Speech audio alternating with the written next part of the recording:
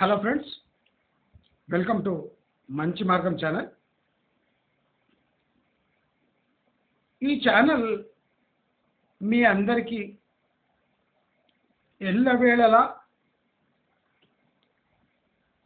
Thought provoking అంటే మీలో ఆలోచనలు రేకెత్తిచ్చే పని చేస్తూనే ఉంటుంది అని మీకు హామీ ఇస్తున్నాను. ఎందుకంటే ఒకరి మాటలో పడి మీరు డిసిషన్ తీసుకునే కన్నా మీ ఆలోచన ధోరణితో ఏ డిసిషన్ తీసుకున్నా మీ సొంత డిసిషన్ అవుతుంది. నేను నా ఛానల్లో నా వ్యూస్ బ్లైండ్గా ఫాలో చేయడం మానేసేయండి. అంటే కొన్ని బ్లైండ్గా ఫాలో చేయొచ్చు, ఎందుకంటే నా దగ్గర డేటా ఉంది కనుక మీకు ఈజీగా నేను చెప్పేస్తున్నాను, బ్లైండ్గా ఫాలో అవ్వచ్చు. కానీ కొన్ని విషయాలు ఎట్లుంటాయంటే అతి సూక్ష్మమైనవి పర్సనల్గా ఉంటాయి. అవి ఏ మూడో వ్యక్తి అర్థం చేసుకోలేడు. ఆ డిసిజన్ కూడా చాలా పర్సనల్ ఉంటాయి. అవి ఏ మేధావి సాల్వ్ చేయలేడు. ఇది పక్షినిజం. మనము ఒక లెవెల్ వరకు ఒక సొసైటీని గెస్ చేయగలం, కానీ beyond a point there is a full stop, there is a red line which you cannot cross. I can take a subject up to a red line, but I cannot cross that red line and give a personal advice to anyone in this world. Kanuka, this thought provoking videos అంటే మీలో మీకే ఆలోచన పుట్టేలా నా videos నేను ఎప్పుడూ design చేస్తుంటా. ఫలానా video చూసి నేను డిసిజన్ తీసుకున్నా అని చెప్పే కన్నా ఫలానా వీడియోలో వచ్చిన విషయాన్ని ఇన్స్పైర్ అయ్యి నా సొంత డిసిజన్ తీసుకున్నా అనే దాంట్లోనే మీ మర్యాద దక్కుతుంది. లైఫ్లో ఎప్పుడు వీడియోలు చూసి కానీ మనుషులని అంటే వాళ్ళ ఆలోచన ధోరణిలో మనం వెళ్ళకూడదు. ఈవెన్ నా వీడియోస్లో కూడా చెప్తున్నాను, బ్లైండ్గా నన్ను ఫాలో చేయకూడదు. మీలో ఆలోచన శక్తి పెంచుకోవాలి. నేను ఎప్పుడు చెప్తుంటా, కావాల్సి మీరు ఒక వీడియో వేయండి. ఎందుకేమని చెప్తా? ఎందుకంటే మీరు వీడియో వేసినా ఆ వీడియో నేను చూసి నాకు కొన్ని పాయింట్స్ తెలియవచ్చు. నేను నిత్యం నేర్చుకుంటూనే ఉంటాను, అన్వేషణలో ఉంటాను. నాకు అది ఒక వ్యాధి లాంటి, నేను చెప్పినా కదా, ఒక వ్యసనం లాంటి. సిగరెట్, గుట్కా, తంబాకుల, మందులాగా నాకు ఇది వ్యసనం. ఏ విషయమైనా తెలుసుకోవాల్సిందే, ఏది చెవిలో పడ్డా రికార్డ్ కావాల్సిందే. చిన్న పాప దగ్గర నుంచి ముసలి ముతక వరకు చేసే పనులలో ఏదో తర్కం ఉంటుంది. ఆ తర్కాన్ని మనం అడాప్ట్ చేసుకోగలమా? ఇది ఇంపార్టెంట్ లైఫ్లో. అందుకోసమే నా వీడియోస్ ఎప్పుడు థాట్ ప్రొవోకింగ్గా ఉండాలని నేను కృషి చేస్తున్నాను. ఇవాళ మనము భూమికి ఎంత కట్నం ఇవ్వాలి, ఇది సబ్జెక్ట్. చాలా ఇంట్రెస్టింగ్ సబ్జెక్ట్. అది అందరూ తెలిసిందే కానీ అందరూ ఇగ్నోర్ చేసే సబ్జెక్ట్. మనము భూమికి ఎంత విలువ చెల్లించాలి?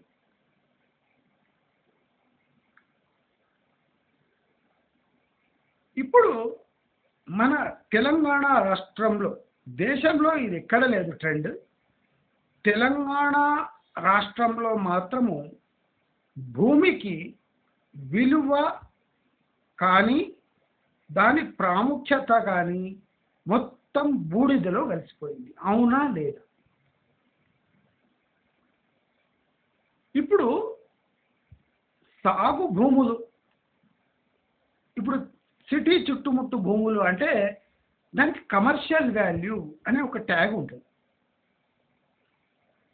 కానీ సాగు భూముల్లో ఎన్నో రకాల భూములు ఉంటాయి. నల్ల రేగడి, ఎర్ర రేగడి, శాండీ ఏరియాస్ అంటే ఇసుక భూములు, ఇసుకలో కూడా ఎర్రమట్టి, ఎర్ర భూములు, నల్ల రేగడి, ఎర్ర రేగడి కాకుండా దిస్ అల్యూమినియల్ సాయిల్, రెడ్ లేదా అల్యూవియల్ సాయిల్ అనే వైట్ టైపు, అంటే రివర్ పక్కకున్న సాయిల్, రివర్తో కొట్టుకొచ్చిన సాయిల్ అంటే Bihar type, delta type soil. అదే కాకుండా బంక భూములు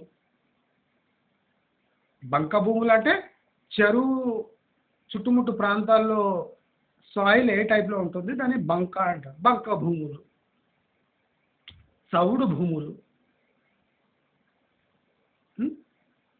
ఈ చౌడులోనే నల్ల చౌడు, తెల్ల చౌడు, అంటే రకరకాల భూములు.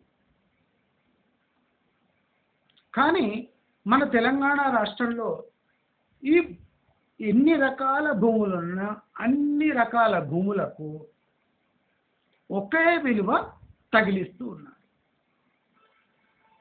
అంటే దీని అర్థం నేను చెప్తాను మీకు. అంటే ఒక ఆవుకు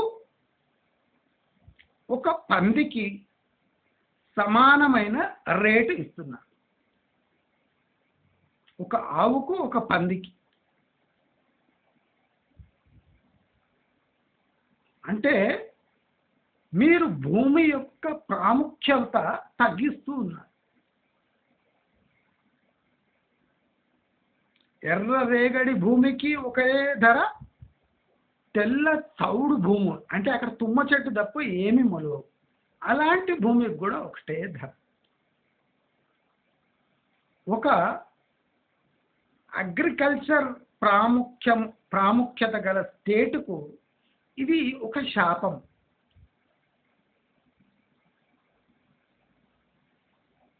ఒక రైతు ఎర్ర రేగడి లేదా బ్లాక్ కాటన్ సాయిల్ ఉన్న, అంటే మనం ఇప్పుడు కొల్లాపూరు లేదా మనం కర్నూలు బార్డర్లో పత్తి చేనులు ఉంటాయి.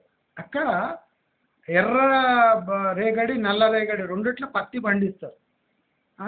బ్లాక్ కాటన్ సాయిల్ ఏరియాస్ ఉంటాయి. అంటే గుంటూరు ఆ ప్రాంతంలో అటువంటి బ్లాక్ కాటన్. ఇప్పుడు ఆ భూమికి ఒకే రేటు, తెల్ల చౌడు భూములకు ఒకే రేటు. అంటే రైతులకు తీరని నష్టం జరుగుతుంది.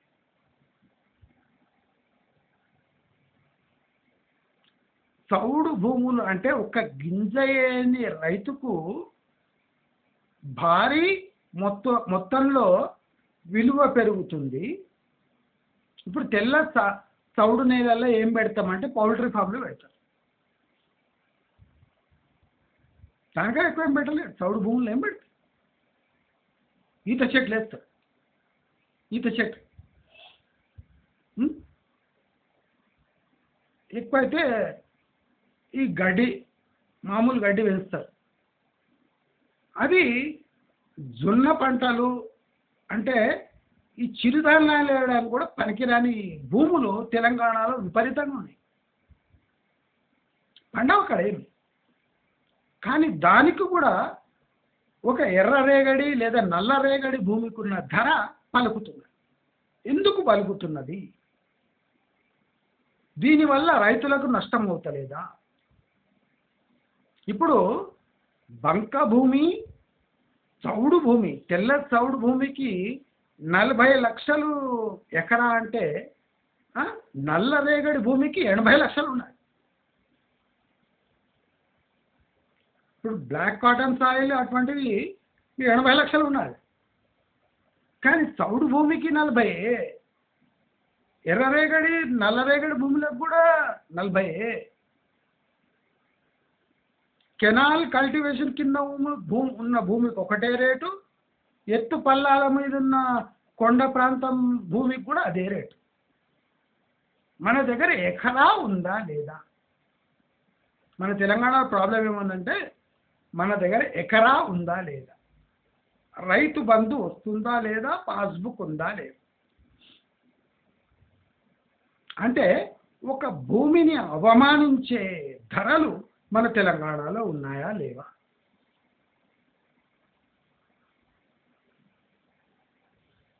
కొన్ని చోట్ల అయితే మామిడి తోటలకు,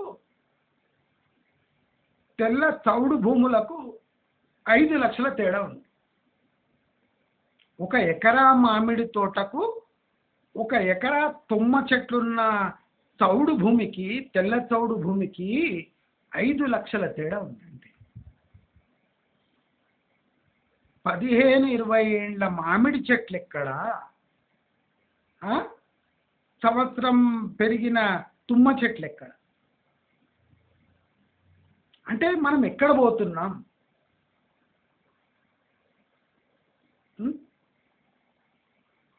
30-40 బస్తాలు వచ్చే ఈ వరేసే పొలాలకు ఒకటే రేటు, ఎత్తు పల్లాలపై ఉన్న జొన్న పంట వేసే అంటే వర్షాధారిత భూములకు ఒకటే రేటు. ఇది ఎక్కడ న్యాయం? ఎవరైనా అడుగుతున్నారా? ఈ ఎర్రరేగడి నల్లరేగడి భూములు ఉన్న వాళ్ళు అడుగుతలేరు, ఏమయ్యా చౌడు భూమికి మాకు తేడా లేదా, ఎందుకు లేదు అని ఆలోచిస్తే ప్రతి ఒక్క ఇంచు భూమి తెలంగాణలో రియల్ ఎస్టేట్ అసెట్గా భావిస్తున్నారు. అది ఆదిలాబాదులో ఉన్న రియల్ ఎస్టేట్ భూమే, నిజామాబాదు పసుపు పండించే భూమైనా రియల్ ఎస్టేట్ భూమే, ఏది అగ్రికల్చర్ ప్రాపర్టీగా భావిస్తలేరు.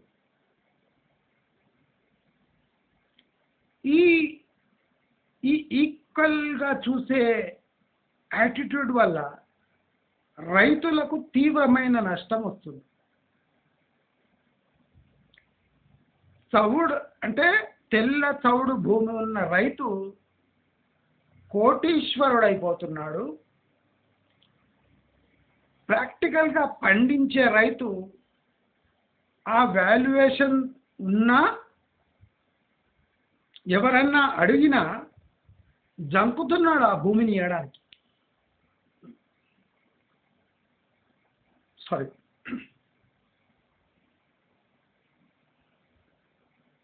ఎందుకంటే ఆయనకు కూడా ఒక డౌట్, నా భూమికి తెల్ల చౌడు భూమికి ఏ తేడా లేదా?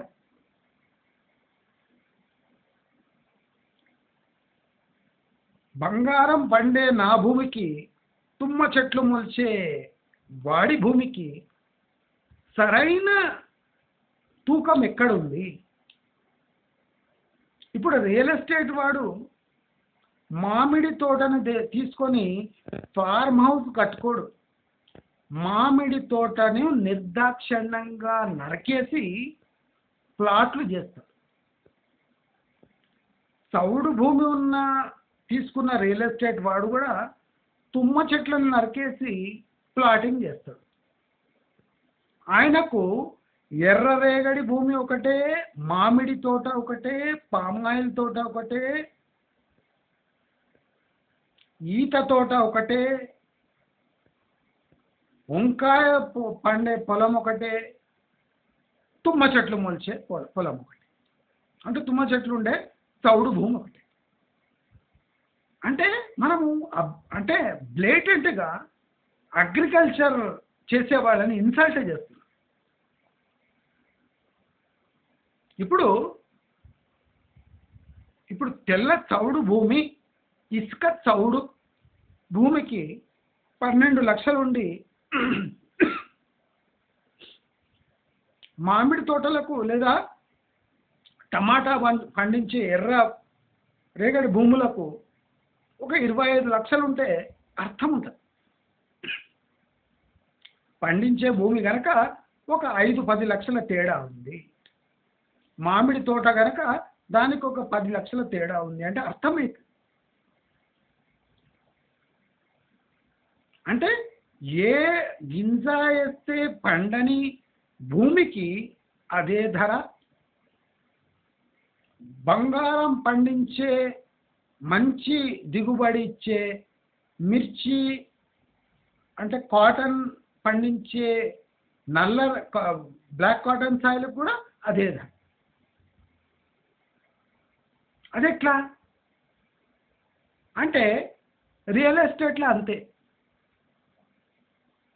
ఆవుకు పందికి తేడా తెలియదు. కొనేవాళ్ళు కూడా భూమి యొక్క గుణాలను చూసి ఎవ్వడు కొంటలేడు. ఫార్మ్ హౌస్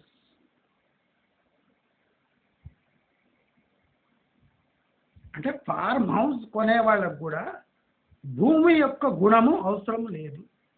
విస్తారము, అర్ధెకర ఫామ్ హౌస్, ఎకరం ఫామ్ హౌస్, మీరు ఫామ్ హౌస్ కట్టుకోవచ్చండి. గుట్ట ప్రాంతాల్లో కూడా అదే ధర, అక్కడ ఒక ఫామ్ హౌస్.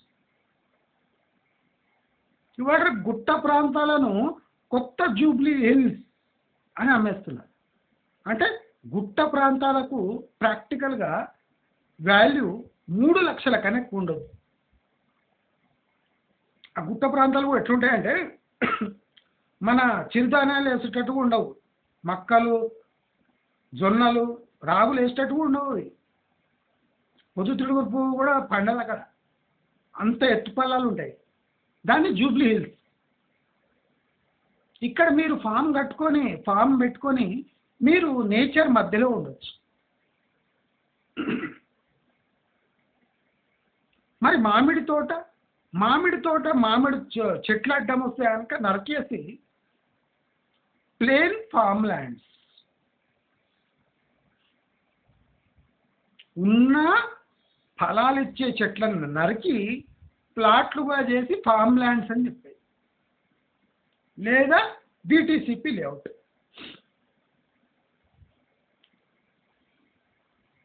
పంట భూములను దారుణంగా అవమానించే ట్రెండ్ తెలంగాణ నుంచి స్టార్ట్ అయింది. అంటే బజారులో దొరికే ఒక ఆడముండకు ఇంట్లో ఉండే ఒక పతివ్రతకు ఏ తేడా లేకుండా పోయింది తెలంగాణ. అంటే ఆడదాని గుణము ముఖ్యం, అందము గుణము రెండు మంచిగా పండుతున్నాయి తోట పంటలు అంటే దాని గుణము అందము. ఇప్పుడు మన తెలంగాణలో ఒక బజార్ ముండకు ఒక పతివ్రతకు ఏ తేడా లేకుండా ఉంది, అందరికి ఒకటే రేటు. మంచి పంట పండే భూములకు విలువ ఉండదు, ప్రాక్టికల్ ఎవరు వదులుకోరు. ఎందుకంటే ఎన్ని ఏళ్ళైనా దాని ప్రొడక్టివిటీ అలాగే ఉంటుంది. ఇప్పుడు చౌడు భూములు బజార్ ఉండదండి, అవునా కదా? నా భాష చాలా క్రూరంగా ఉండొచ్చు, దీనికన్నా బెస్ట్ ఎక్స్ప్లెనేషన్ తెలంగాణలో ఏమీ ఇవ్వలేదు. నేను డీసెంట్గా మాట్లాడాలన్నా నాకు భరించరాని అవమానంగా ఉంటుంది. ఇది రైతులను అవమానించినట్టే, మంచి భూములను అవమానించినట్టే. మీరు చూడండి, హైదరాబాద్ చుట్టుముట్టు ఏ గ్రేడ్ గ్రేప్స్ అంటే పూనా కన్నా మంచి క్లైమేట్ హైదరాబాద్ ఉండేది. హైదరాబాద్ గ్రేప్స్ అంటే ఇండియాలోనే ఫేమస్ ఒక టైంలో. మీరు చూస్తున్నారు చిన్నప్పుడు, అంటే నా ఏజ్ గ్రూప్ వాళ్ళు ట్రైన్లో పోతుంటే ఎకరాలకి ఎకరాలు గ్రేప్స్ తోటలే. అక్కడక్కడ ఈ ఒడ్లు పండించేవాళ్ళు. అది తప్పితే ఒడ్లు, మక్కలు, జొన్నలు, ఈ ద్రాక్ష తోటలే. మామిడి తోటలు చాలా తక్కువ. హైదరాబాద్ చుట్టుముట్టు మామిడి తోటలు చాలా తక్కువ. ఎక్కువ ద్రాక్ష తోటలే. మీకు ఇప్పుడు ఒక్క ద్రాక్ష తోట కనిపిస్తుంది అంటే ద్రాక్ష తోటకు జొన్నలు పండించే బీడు భూముకు అన్నిటికీ ఒకటే ధర. ఎందుకు? Because it has become a commercial property. It is not an agriculture land. Agriculture land అంటే చాలామంది సాయిల్ టెస్టింగ్ చేపిస్తారు. దానిలో సాంద్రత, ఆల్కలానిటీ చూస్తారు. దాంట్లో మినరల్స్ ఎన్నునే చూస్తారు. దానికి ఒక కొలత చేసే మెథడ్ ఉంటుంది. ఇంత డీప్గా దొవ్వి ఇంత తీసుకొని సాయిల్ టెస్టింగ్ పంపిస్తారు.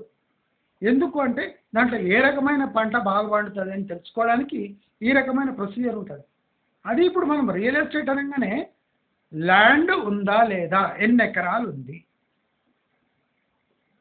అది పామాయిల్ తోట అయినా నరికి వేయబడుతుంది, మామిడి తోట అయినా నిర్దాక్షిణంగా నరికి వేయబడుతుంది,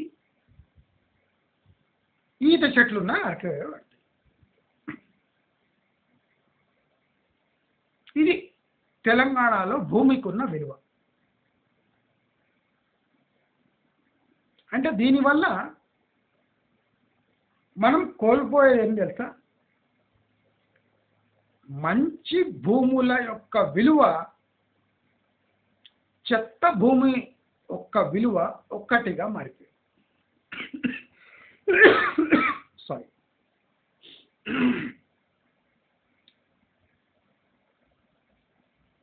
అంటే ఇది రైతుకు నష్టమా లాభమా అంటే, రైతు ఎలా లాభం అనుకుంటున్నాడంటే, ఒక 10 ఏళ్ల క్రితము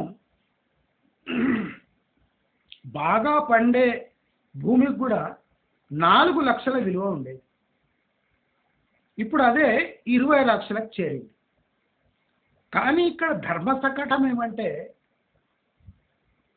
అంటే ఏ విలువ లేని ఒక గింజ వేసిన పండని బంక చౌడు భూములకు కూడా 20 లక్షలే కలుగుతుంది.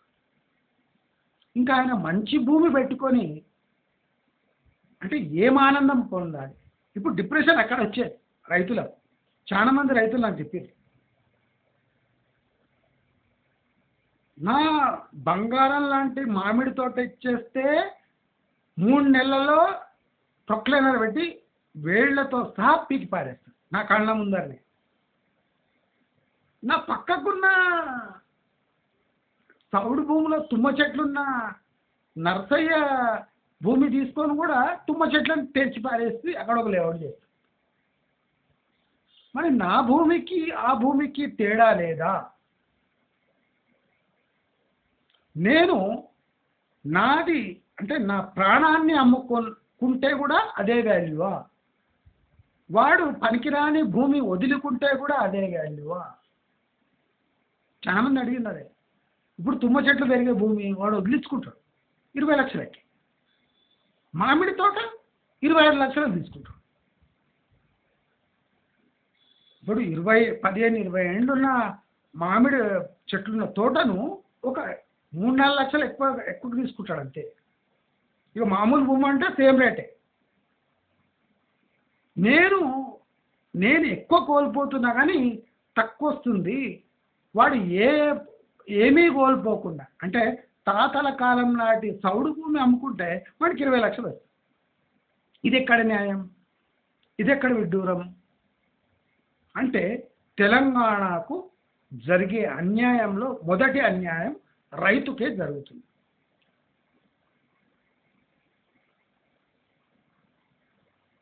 కొన్ని చోట్ల ఎట్లున్నాయంటే ఎకరాల కొద్దీ ద్రాక్ష తోటలను మామిడి తోటలను నరికేసి వాళ్ళే రైతే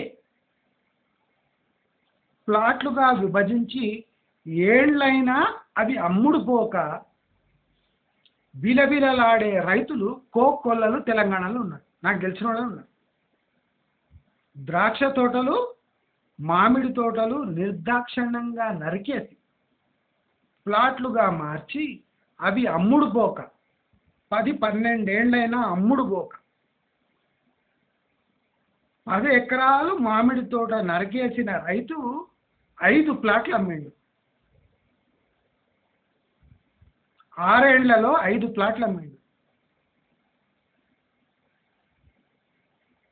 మామిడి తోటలు ఏమొస్తుంది, ప్లాట్ చేస్తే అమ్మేస్తే ఇట్లా వస్తాయి అన్న. ఇప్పుడు ఆ కొన్న ప్లాట్ వాళ్ళు కూడా ఆ రైతుకే అమ్మడానికి రెడీగా ఉన్నారు. ఆ ప్లాట్లు డెవలప్ కాదు, పాడు కాదు ఏరియా.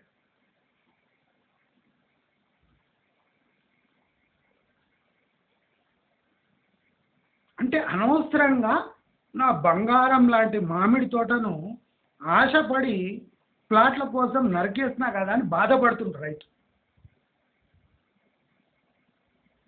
మీరు నమ్మరో, ఇప్పుడు జొన్న, సజ్జ ఇవన్నీ రేట్లు ఎక్కువైనా కనుక అటువంటి రైతులు కూడా బాధపడుతున్నారు. ఎత్తుపల్లాలు ఉన్న వర్షాధారిత పంటలు ఉంటాయి కదా, అటువంటి వాళ్ళు కూడా బాధపడుతున్నారు. ఎకరాలకు ఎకరాలు ఆ జొన్న పండిస్తానన్న డబ్బులు వస్తున్నాయి కదా అంటున్నారు. అంటే ఇవన్నీ 100-150 కిలోమీటర్ల వరకు కూడా డిటీసీపీ లేవట్లే. జొన్నలు పండే భూములు బీడుగా మారి అక్కడ ఒక 8-10 ఫీట్ల వరకు అన్ని తుమ్మ చెట్లు మొలిచినాయి. అంటే వానికి అట్లీస్ట్ 5-6 ఇయర్స్ ఈ జొన్నలు సజ్జలు వేసుకున్న పైసలు వస్తున్నాయి కదా. అంటే ఇప్పుడు జొన్నలు సజ్జలు వేసుకునే రైతు బాధపడుతున్నాడు. వర్షం వస్తే ఇన్ని జొన్నలు సజ్జలను వస్తే ఇప్పుడు రేటు 50-60 రూపాయలు ఉంది. లక్షల ఆదాయం కోల్పోయినా మీ ప్లాట్ల మొక్కలు చూసి నోట్ల మనవయా అంటుంది. నేను ఎప్పుడు చెప్తా, ఎకనామిక్స్ ఆల్వేస్ వర్క్స్. ఏదో ఒక రూపంలో నిజాయితీ వచ్చి అన్యాయాన్ని చెప్పు తీసుకొని కొట్టుకుపోతాయి. వేలాది లక్షలాది ఎకరాలు జొన్నలు, సజ్జలు, ద్రాక్ష తోటలు, బత్తాయి తోటలు, మామిడి తోటలు పండే భూములు ఇవాళ బీడు భూములుగా మారాయి. ఎకరాల కొద్ది కూరగాయలు పండించే తోటలు కూడా ఇవాళ లేఅవుట్లు వెంచర్ల కింద మారి ₹1 ఇస్తాయి.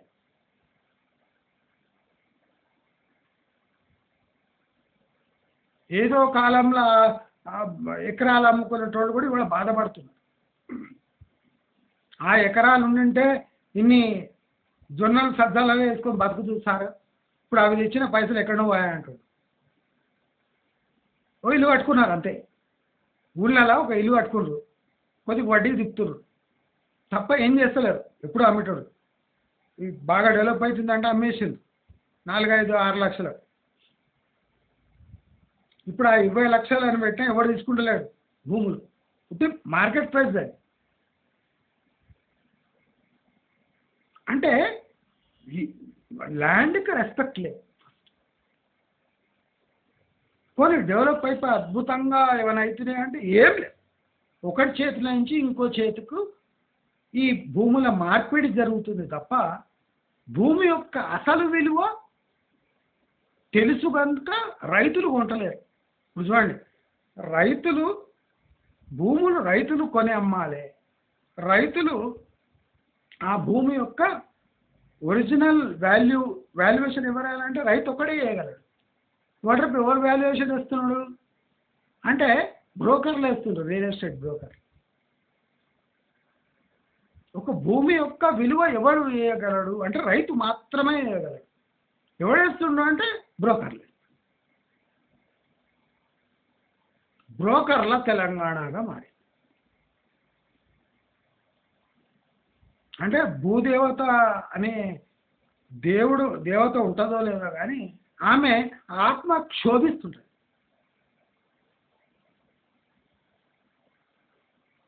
ఇప్పుడు బోరు పడలేదు అంటే బాధపడతాడు రైతు. ఇప్పుడు చుక్క నీళ్లు లేని ఎకరా ఇప్పుడు కోకాపేట్ పీకాపేట్ లాంటివి 100 కోట్ల ఎకరా. ఒక చుక్క నీరు ఉండదు. ఒక ఆ కాలంలో ఒక చుక్క నీరు రాదు అంటే దానికి 50,000 కూడా ఇచ్చేవాడు కాదు ఎకరా. ఏం పండదు కనుక. ఇప్పుడు పండదు పండుతుంది సమస్యనే లేదు. నీకు విస్తీర్ణం ఉందా, పాస్బుక్ ఉందా, దాంట్లో ఏం పండుతుంది నాకు అవసరం లేదు. బ్రోకర్ వస్తాడు, దాని వాల్యుయేషన్ చేస్తాడు. మన అవసరం ఉన్నంత వరకు వాడు బై చేస్తాడు. నీవు అదే అమ్మడానికి పోతే ఎవడు తీసుకోడు. ఇప్పుడు 10 ఎకరాలు ఉంటుంది, 5 ఎకరాలలో వెంచర్ వేస్తాడు ఒకడు. వాడు 100 గజాలు 3 లక్షలకు అమ్ముకుంటాడు. నీవు అదే ఎకరాలు నీవు అమ్ముకోవడానికి ఎవడు తీసుకోడు. 50% డిస్కౌంట్ పెట్టినా ఎవడు తీసుకోడు. అరే ముందర వెంచర్ అవుతుంది కదా, మన ఆ భూమికి వాల్యూ ఎక్కడంటే లేదు. ముందర 100-200 గజాలు తీసుకుంటారు, కానీ నీవు దాంట్లో సగం రేట్ ఇస్తా నా ఎకరా తీసుకుంటే తీసుకోవాడు. జనాలకు వెంచర్ అనేది ఇంపియాలి. లేకపోతే వాడి బాడీ పార్ట్స్ కదలవు. ప్రతి మనిషికి ఒక వెంచర్ కావాలి, ఒక ఫామ్ ల్యాండ్ కావాలి. Agriculture land is nothing but farm land అని కామన్ సెన్స్ లేని సన్నాసులు. ఇప్పుడు రైతు దగ్గర మీరు భూమి కొనొచ్చు కదా, కొనరు. ఒక వెంచర్కి పోయి ఫామ్ ల్యాండ్ కొంటారు. అదే రైతు కొంటే సగం రేట్లు ఇస్తాడు కదా. ఒక వెంచర్ రోడ్ తీసుకొని దానికి ఒక గేట్ తగిలిచ్చి దానికి బోర్డు పెట్టాలి, ఫామ్ ల్యాండ్ అంటే అప్పుడు కొట్టు.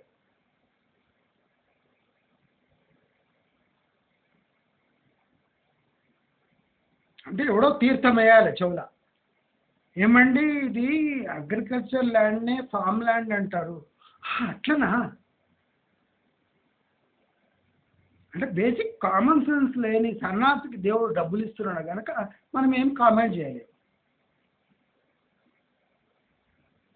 ఇలాంటి దుస్థితి ఉన్న మొదటి రాష్ట్రం భారతదేశంలో హైదరాబాద్ అంటే తెలంగాణ. మీరు చూడండి, ఇంకా బెంగళూరు ఎయిర్పోర్ట్ నుంచి 5-10 కిలోమీటర్స్ దగ్గర ఇంకా 3-6 ఎకర్ 3 lakhs ఎకర్ దొరుకుతున్నాయి. దేవనహల్లి ఎయిర్పోర్ట్ దగ్గరనే 8-10 కిలోమీటర్లు పోతే మన దగ్గర దొరుకుతాయి. శంషాబాద్ దగ్గర ఎవడు ఇస్తుండు 30 లక్షలకి ఎక్కడ అంటారు బికారి గాడు. అందుకోసం మన తెలంగాణ బతుకులు అట్లా వేసి ఎవడో నార్త్ ఇండియా నుంచి వచ్చి వెంచర్లు చేస్తే ఆ వెంచర్ల ఈఎంఐలు కట్టుకుంటూ తీసుకుంటున్నాం. మన భూమి వాళ్ళ విలువ మనకు తెలిసి ఉంటే ఇప్పుడు రాజుల్లా ఉంటుంది. కానీ తెలంగాణ వాళ్ళకు మన భూమి విలువ మనకు తెలుసుకోలే. వెంచర్ అనగానే అక్కడ పోయి మన ఫామ్ ల్యాండ్ అనగానే అబ్బో మన వీకెండ్ విల్లాస్ అండి.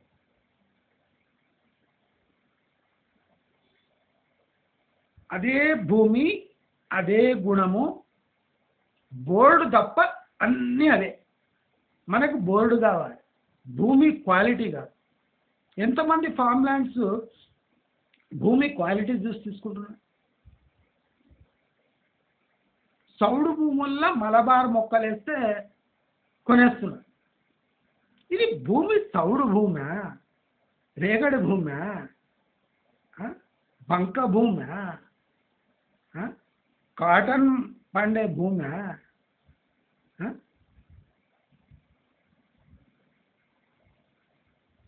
ఎత్తు పల్లాలున్న కొండ ప్రాంతమా? ఏం అవసరం లేదు, ఫామ్ ల్యాండ్.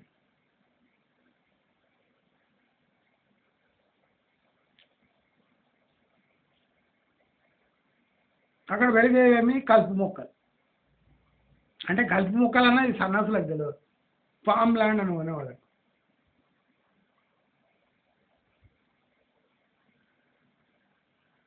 నేను చెప్పేది ఒకటే, ఎప్పటి వరకు తెలంగాణలో తెలంగాణ యాటిట్యూడ్ మారదు, మన భూములు మన దగ్గర కొని మనకే డబల్ రేట్లో అమ్మే సంస్కృతి కొనసాగుతూ ఉంటుంది.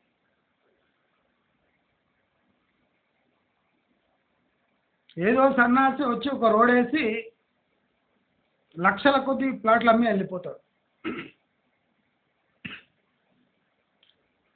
అదే ఏరియా చుట్టుముట్టున్న మన భూములు బంగారు భూములు. కానీ రోడ్డు లేదు కనుక ఎవడు తీసుకోడు. అంటే రోడ్డు వల్ల భూమికి విలువ వస్తుంది. దాని గుణగణాలు దాని ఫర్టిలిటీ వల్ల కాదు.